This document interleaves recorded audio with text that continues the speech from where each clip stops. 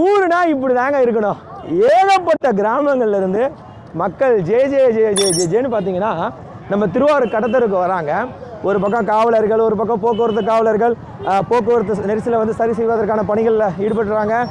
தொடர்ந்து வந்து பழக்கடை, பூக்கடை, மாலைக்கடை, கரும்பு, அதுக்கப்புறம் மஞ்சள் கொத்து, இஞ்சி கொத்து, அதுக்கப்புறம் முக்கியமாக அந்த மாட்டு பொங்கலுக்கு பயன்படுத்துவாங்களே அந்த மாதிரி கூடிய இந்த மாலைகள் எல்லாமே வந்து சேல்ஸ் பண்ணிட்டு இருக்காங்க.